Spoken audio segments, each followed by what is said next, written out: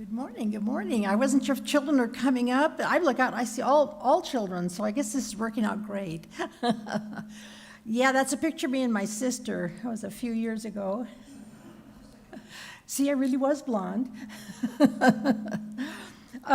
We had the fortune of having a father that was a commercial fisherman, and that was fun. In fact, we were pretty young when we started going with him all the time. And my older sister got to go first, of course, but then pretty soon we could both go at the same time. And we'd be out there all summer with my dad, and it was pretty cool. But once in a while, of course, we'd catch a fish or two and learned a lot of things about fishing. Here's a picture of my sister catching a fish. It was pretty fun to be a fisherman. But every seventh day, there's a special day. Does anybody know what that might be? Oh, yeah, that's right. Well, so my dad, being a good Seventh-day Adventist, wanted to find a place to rest, and boy, did he need it after catching all those fish all week.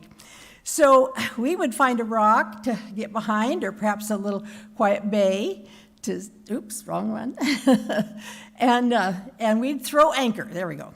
Okay, and we'd just kind of sit there. Sometimes we'd be lucky enough to be close enough to a port, and we could go in and we could go to church. That was always nice. But lots of times we were just out there taking a day off. It was pretty awesome. And so my dad would, he would get the dinghy off the boat and put it overboard, and my sister and I would get in the boat, and we'd have a good time. We'd go where there was a lot of fish in the water. And a lot of times we could see the fish and watch the fish, and we just had a good time. But the interesting thing about my father was that he was watching us have a good time, but he was also really watching us. He would sit on the hatch cover and sit there all the time we were out there. I know very well he wanted a nap. And now that I'm older, I really know how much he would have liked a nap. But he would stay there and watch us as we played in the boat. And once in a while, of course, we would have to, oops, wrong one, wait a minute. We would get in the water and swim a little bit. And then we'd play and we'd go up on the beach, but my dad was always sitting there on the hatch watching us. And one day we were swimming, and my dad yelled, "Get in the boat!" Well, he really yelled it loud, and we heard it plain, and boy, we knew what that meant, get in the boat. We weren't sure what was happening, and you already saw the picture. Sure enough, this is what my dad was watching for. And there he was, and we were in the water with him. But we got in the boat as quick as we could, and God took care of us because he had our daddy watching over us. Because this guy right here wouldn't have been the very best of pets to have. He would rather eat me than do anything else. But when I think back about my dad always watching the whole time we were out there in that area where we were just a little dangerous and we didn't know, it made me think of Jesus. Now he's always with us and watching and watching. We don't always even think about him being there, but he is. And as soon as you're in trouble, he has an answer. He's right there to help out. So I just love having a God that's even neater than my dad, and my dad was pretty neat. Thank you.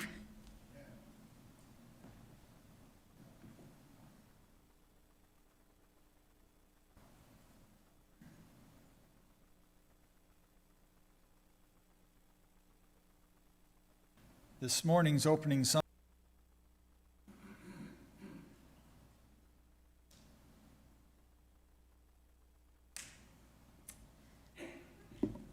Well, it is good to be back with you. I do believe I would be bringing greetings from Pastor Marty. We got to keep him. But Pastor Jose is awesome. I've known him a little while too, and you guys got lucky, so good, right on.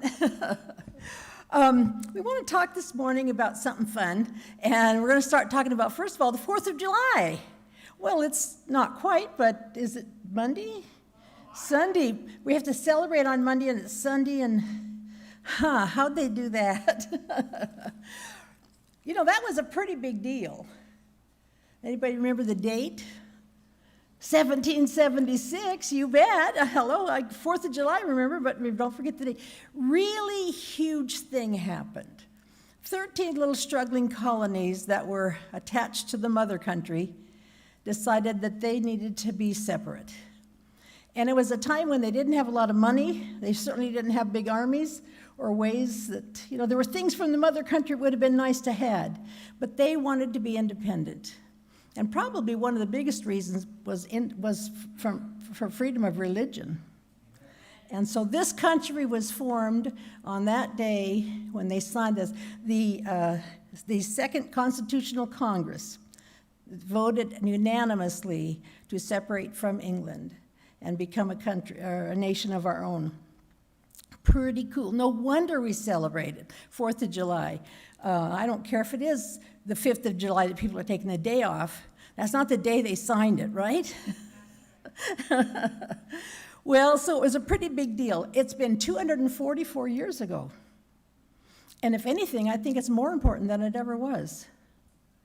Birthdays are kind of cool. I just will tell you right up front that I got one of the best birthdays there is. I was born on St. Patrick's Day. That's pretty neat. In fact, I kind of feel bad because I'm not very good at remembering people's birthday, but they often remember mine. So that's not fair, is it? But having a birthday on St. Patrick's Day is pretty cool. I've always thought that was neat, that, I would always remember not to pinch people, and they didn't always remember, but I knew because it was my birthday. Well, in fact, her birthday is kind of a big deal. My government said that they even issued some official papers. Now, I wasn't meaning to tell you how old I am, but to prevent you from having to gawk at the year and then do the math, okay, I'm 75. But there it is, proof that I'm an American citizen, born here, and gets my parents' names. And if I want to visit another country, this piece of paper is kind of important, isn't it? And that day was important. It was important, well, that particular day I think was more important to my mom and dad, of course, than to me.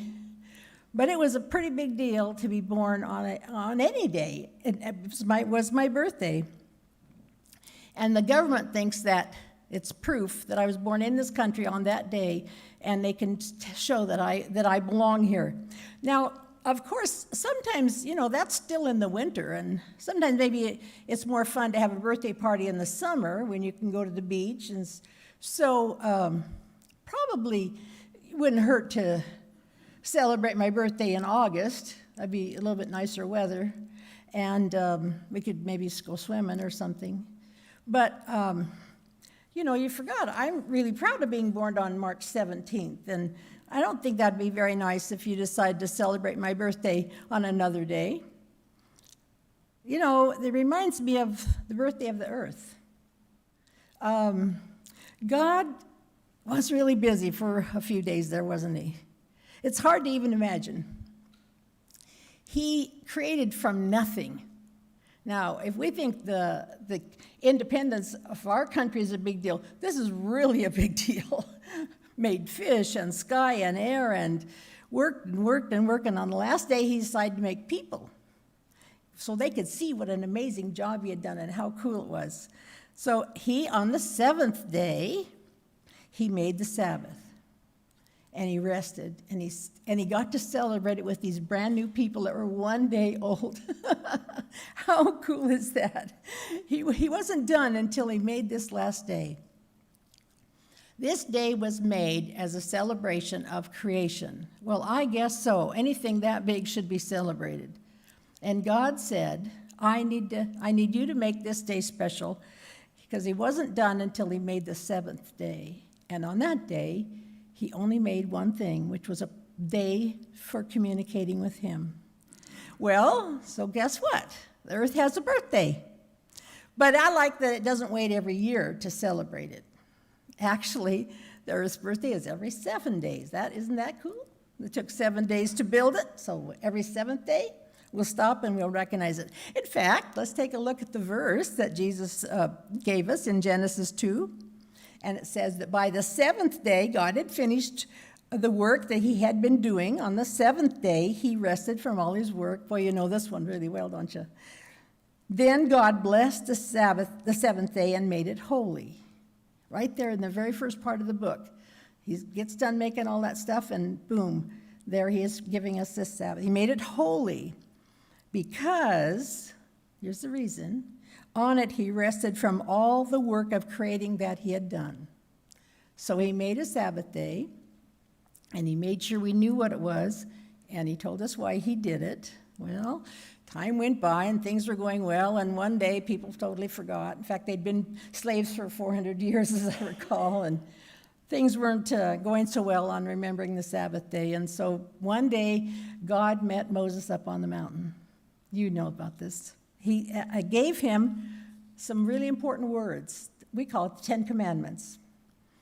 And what's really cool about the 10 Commandments, he didn't just whisper them in Moses' ear, or he actually wrote them on a stone with his finger.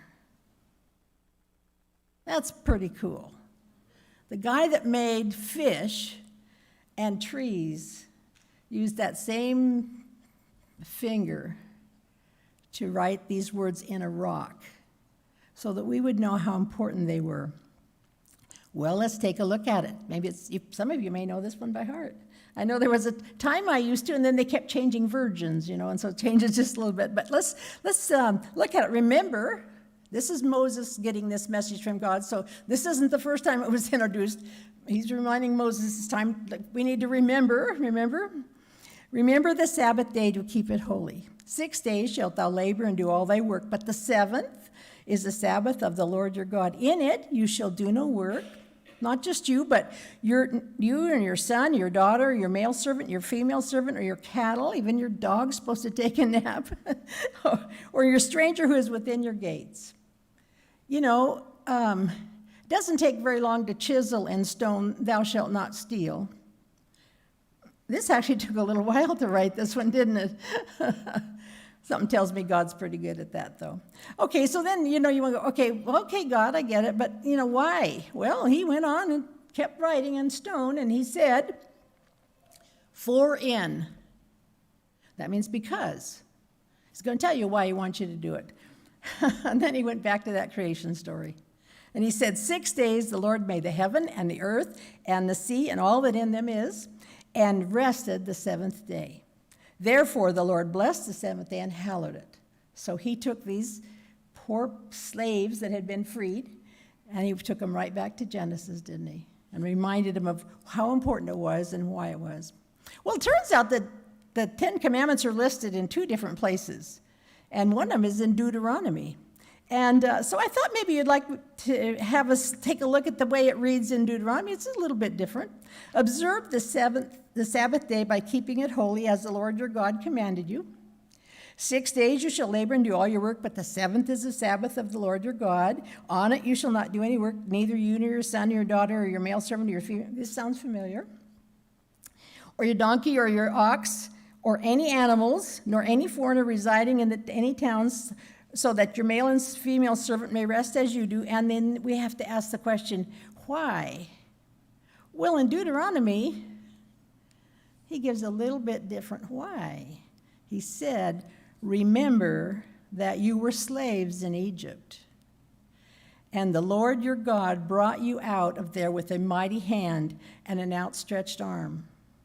Therefore, this is the why, therefore, the Lord your God has commanded you to observe the Sabbath day.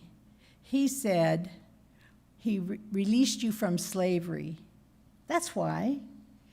Okay, well, pretty cool. Not a slave anymore.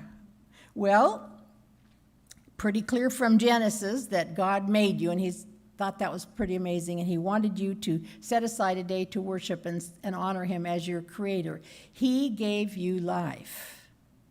Well, he gave your great-great-great-great-great-grandpa Adam life, and there you were in there somewhere. And you have life because he gave it to you.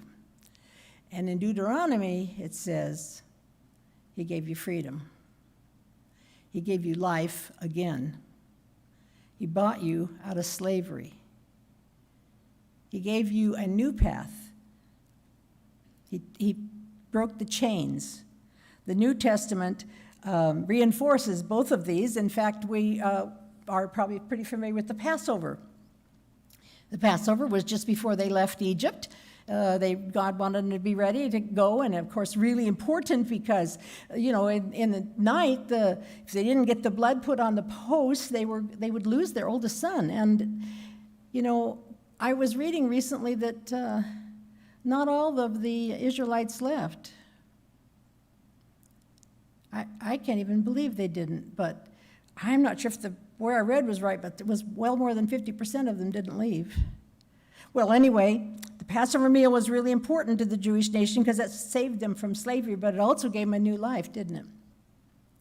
And then Jesus used that symbol when he was at the Last Supper. In fact, let's take a comparison of the observance of the Last Supper, or the promises that are pointing to the Messiah, and of course the Passover observance as well. The lamb was without blemish. This was what they had to have before they left Egypt. And Jesus was examined and was found to be without blemish, so we see that. We also know that the lamb's bones were not to be broken. We were told that in the sacrifice. And we know Jesus' bones were not broken also. The blood of the lamb applied, expect me to go here. Okay, here we go. The blood of the lamb applied to the door saved the Israelites' firstborn. Really, really, really important, especially if you were the firstborn. The blood of Christ saved every one of us. There's a lot of pointing forward to the Messiah in the Passover, isn't there?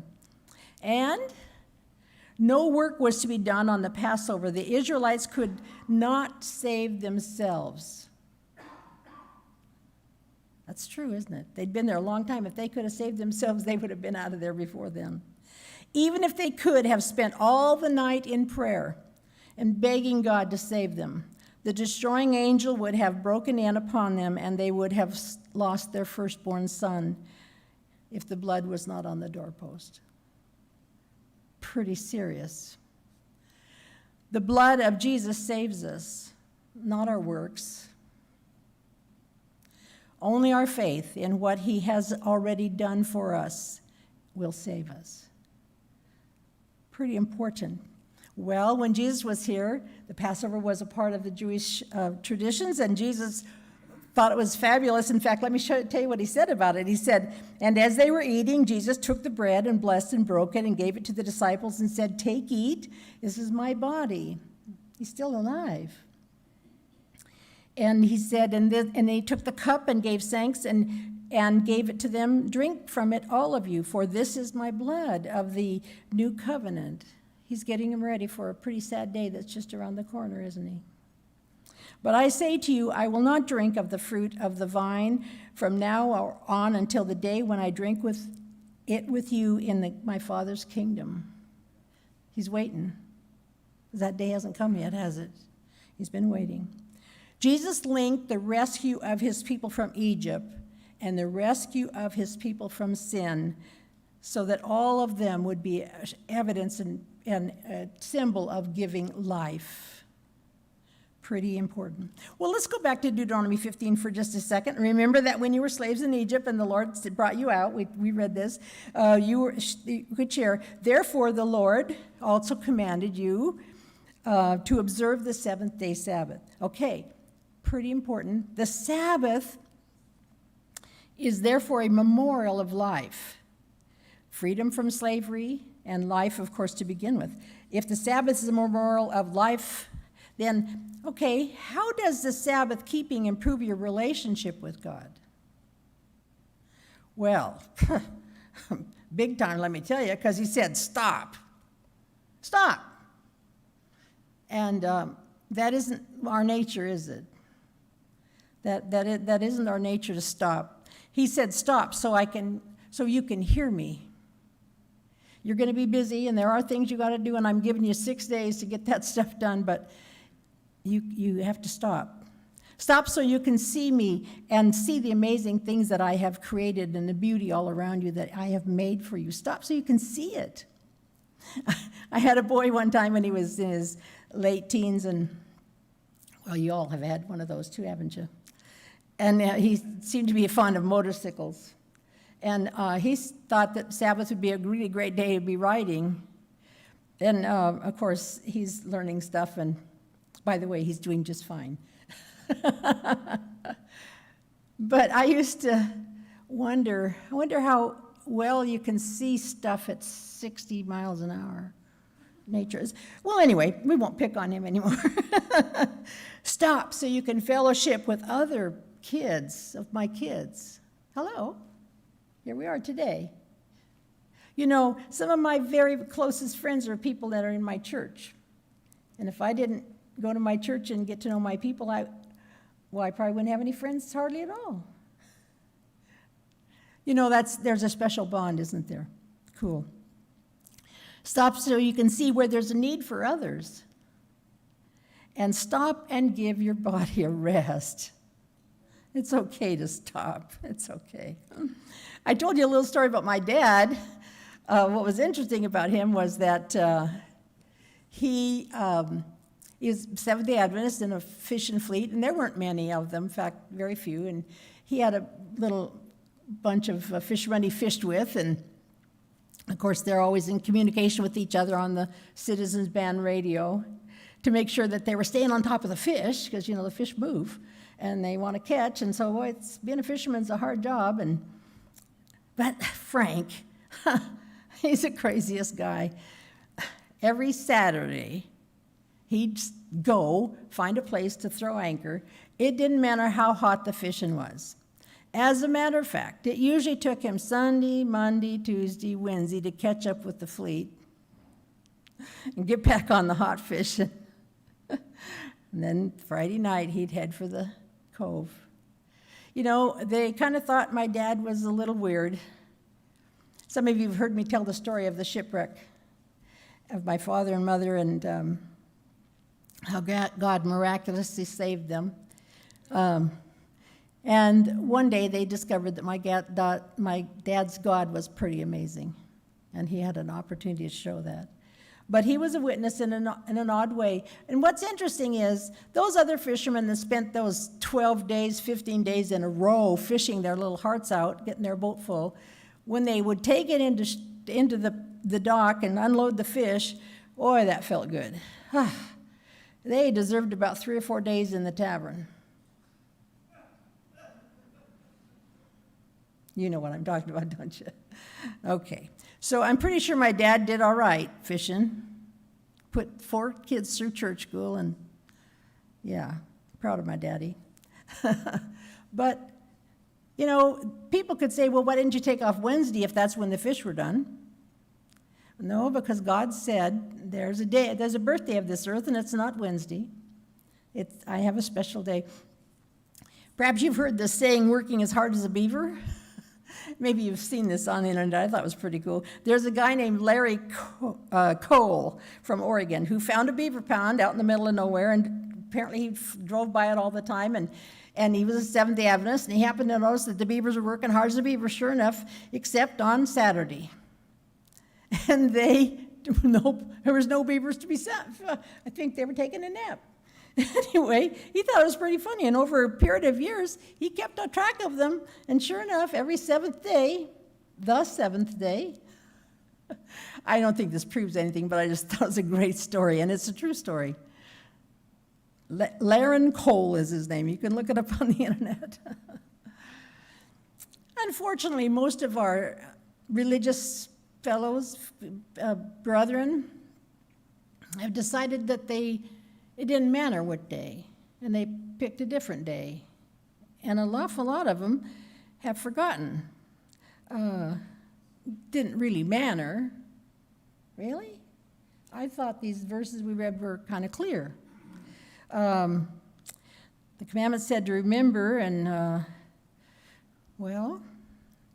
wonder why. Well, I have to tell you that when I was 55, so you've already done the math, that'd be 20 years ago, I found myself, due to an injury, out of my career. Looking for a brand new career. That's not fun at 55.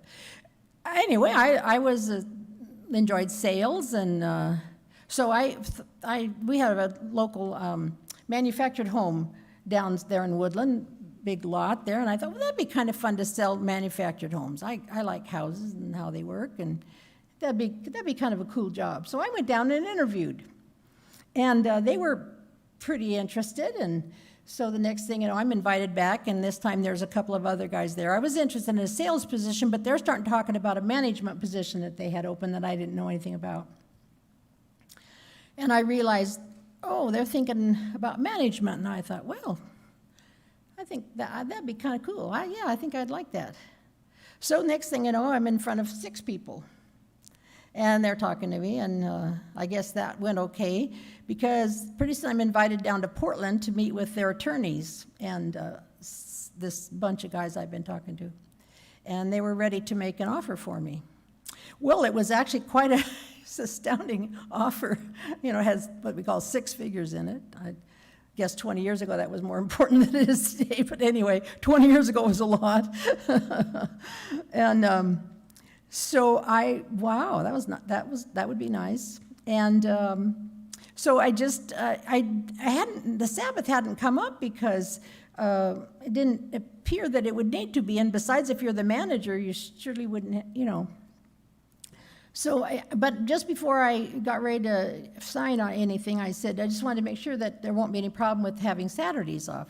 Well, Saturday, what do you want that off for?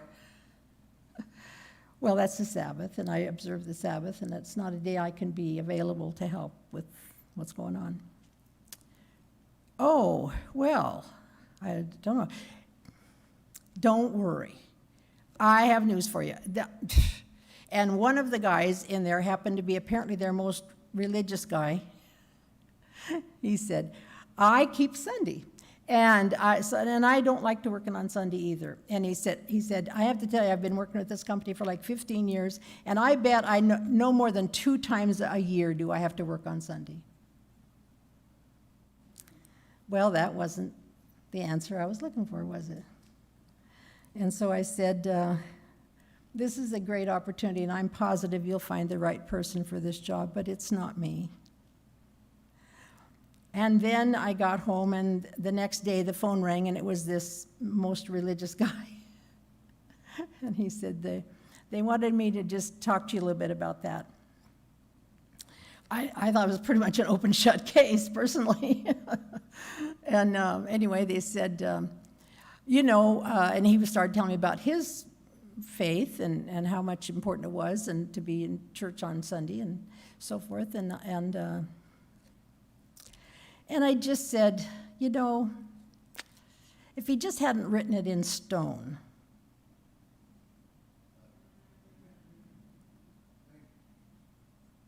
Well, I have to tell you that he didn't have too much more to say.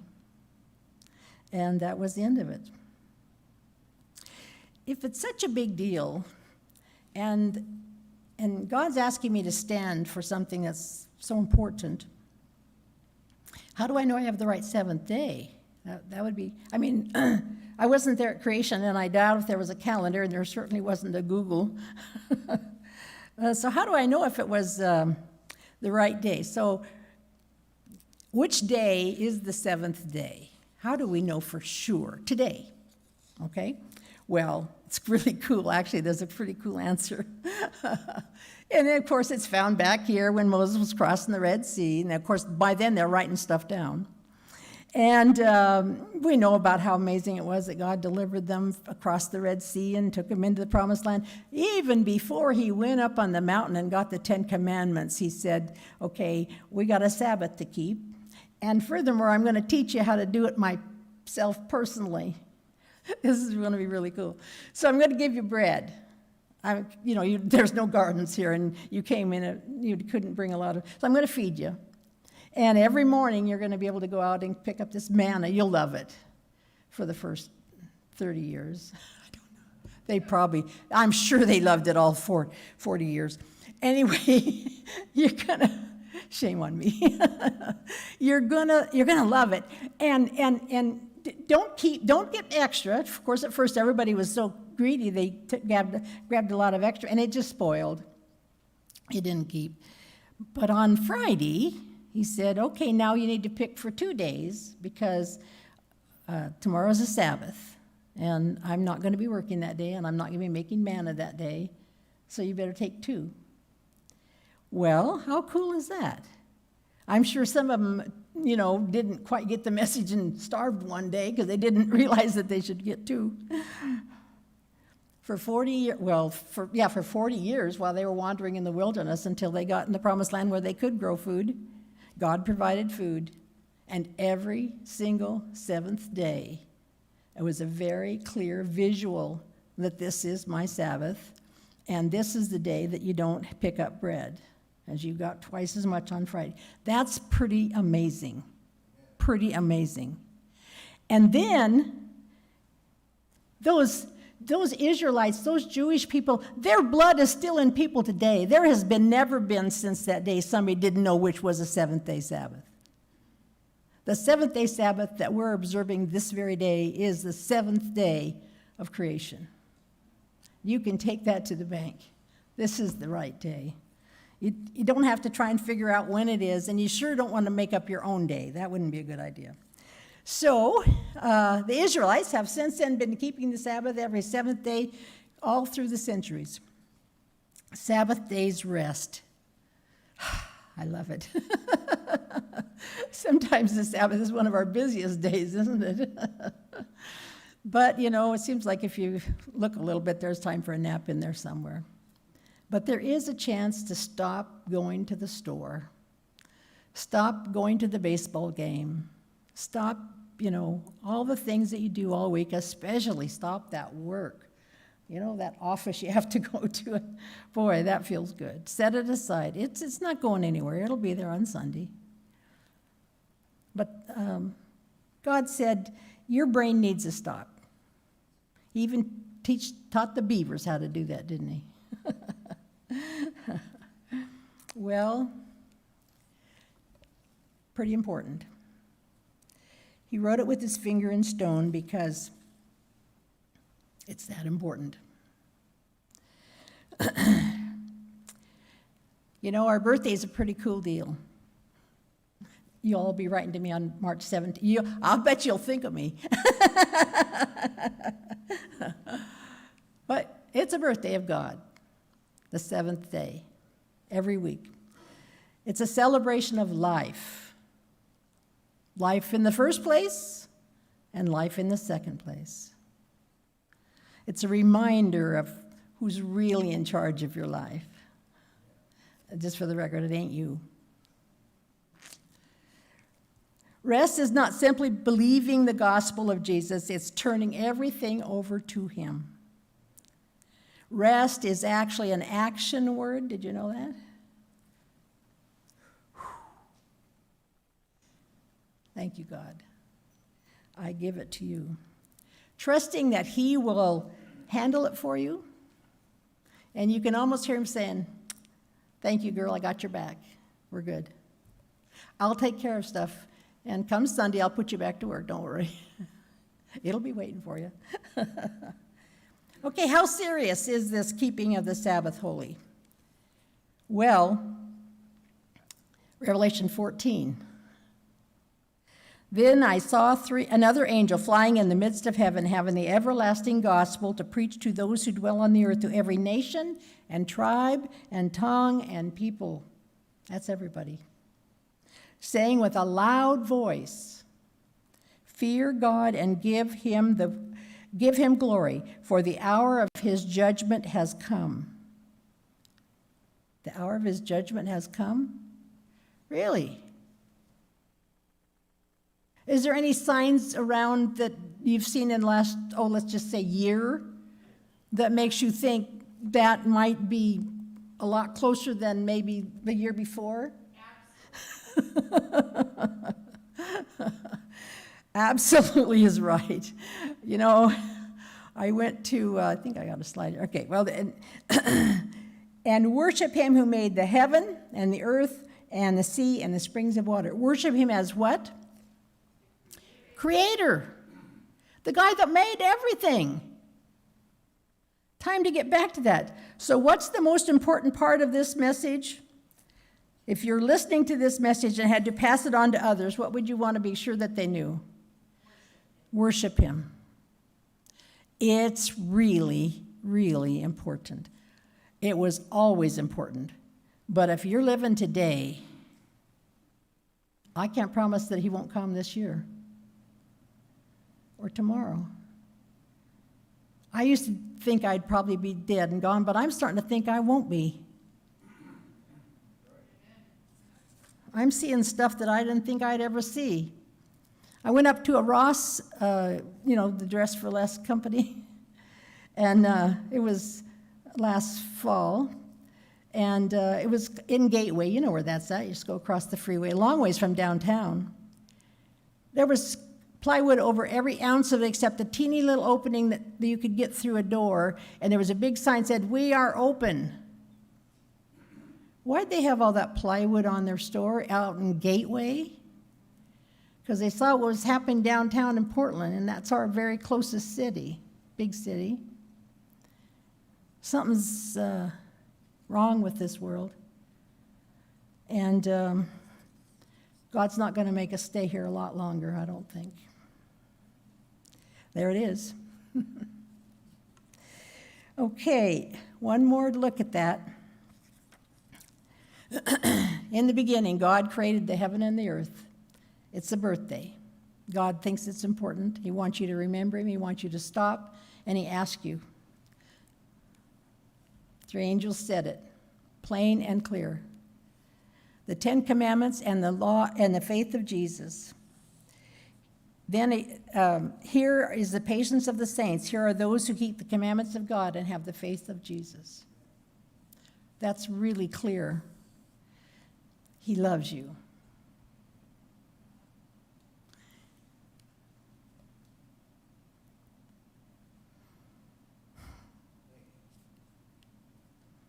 If you love me, keep my commandments.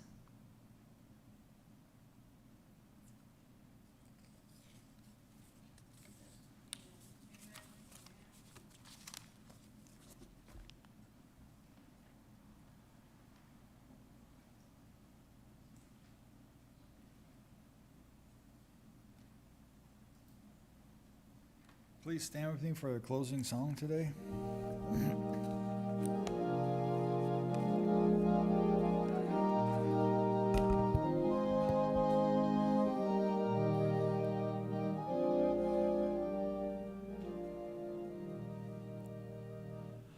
Not I, but Christ, be honored, exalted.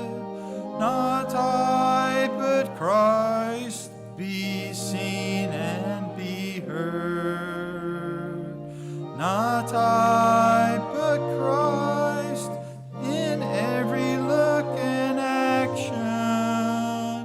Not I, but Christ, in every thought and word.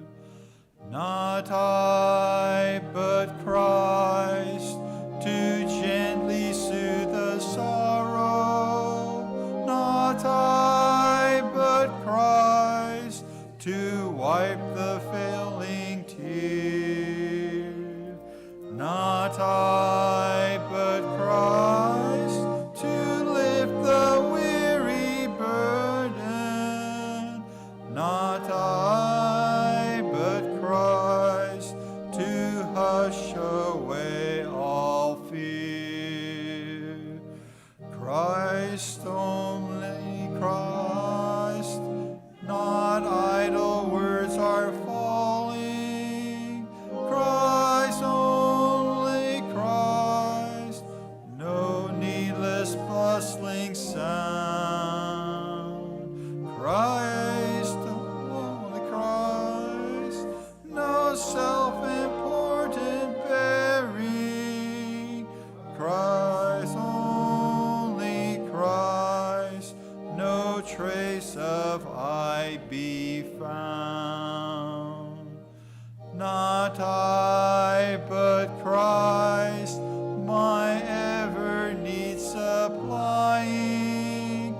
Not I, but Christ, my strength hath lifted be. Christ, only Christ, for body, soul, and spirit. Christ, only